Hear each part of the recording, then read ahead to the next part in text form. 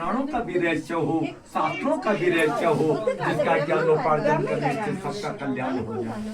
तो ब्रह्मा जी ने कहा कि आप गणेश जी का आह्वान कीजिए, महाभारत को लिखने के लिए गणेश जी की स्तुति कीजिए। तब वेद व्यास जी ने गणेश जी का आह्वान किया कि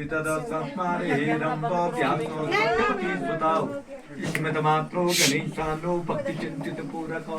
गणेश जी आए तो गणेश जी ने कहा कि अहम प्रीतोस्मि, मैं स्वीकार करता हूँ, परंतु एक शर्त पे। क्या शर्त थी गणेश जी की? स्तुत्वेव तत्प्राह गणेशो यदि मे लेखनी क्षणम लिखते नावृष्टि तो तदा श्याम लेखको हम, कि लिखते वक्त मेरी लेखनी रुकनी नहीं चाहिए।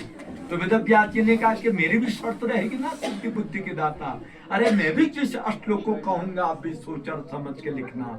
तो यहाँ से वेद व्यास जी महाभारत बोले और नीचे गणेश गुफा में गणेश जी लिखे, इनके लिए दूर नहीं होता सज्जनों, ये तो विष्णु के अवतारी हैं। वामन भगवान जी ने तो एक पांव से पृथ्वी नाप ली, दूसरे पांव से आकाश लोक नाप लिया, इनके लिए कहाँ दूर होता है। परंतु महाभारत के बाद आत्म संतुष्टि नहीं मिली। नारद जी आए, वेद व्यास जी ने नारद जी को देखा, तम दृष्ट्वा परम प्रीति व्यासो सत्यवती सुता कृत्वा अर्घमासनम दत्ता प्रपक्षम कुशलम मुनि। वेद व्यास जी ने जब नारद जी को देखा, सबसे पहले आसन दिया, अर्घ्य से उनके पादों का प्रक्षालन किया, गंध अक्षत से उनके पंचोपचार पूजा की, प्रपक्षम कुशलम मुनि। अंत में उनकी कुशलता को पूछा। ये हमारा सनातन धर्म है, ये हमारा हिंदू धर्म संस्कार है सज्जनों। कोई घर पे अतिथि आ जाए, पहली ऐसी सेवा होती थी। वेद व्यास जी ने कहा कि नारद, मैंने तो सारे ग्रंथों का लेखन किया, तब भी यो चित्त जो शांति नहीं हो रहा। नारद जी ने कहा आपने तो सब कुछ कर दिया वेद व्यास।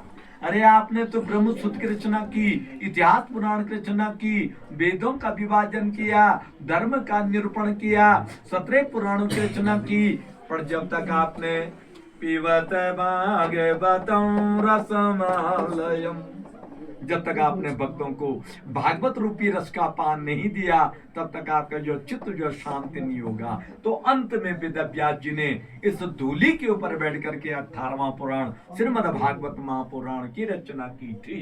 वेद व्यास का प्राचीन स्वरूप, नया स्वरूप, चेन्नई के अर्जुन दास आहूजा जी ने इस गुफा का जीर्णोद्धार, इस विशाल मूर्ति की स्थापना की। कहाँ रह गया मद्रास, कहाँ रह गया माणा। भगवान विष्णु शुक मुनि जो 12 साल तक मां के गर्भ में रहे, कहा कि जब तक मुझे गर्भ में श्री कृष्ण के दर्शन नहीं होंगे तब तक मैं जन्म नहीं लूंगा, जन्म नहीं लूंगा।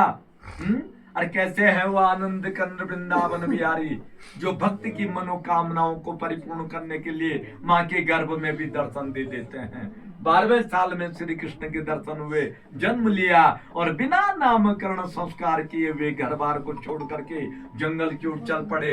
वल्लभाचार्य जी 500 वर्ष पहले यहाँ पे आए। गौर से विचार कीजिए, 500 वर्ष पहले कोई यातायात कोई साधन नहीं थे, कैसे आए होंगे। और जब यहाँ पे आए, साक्षात वेद व्यास के दर्शन हुए, क्योंकि वेद व्यास तो आज भी अजर अमर है। बोलो श्री वेद व्यास भगवान की जय। हरि ओम।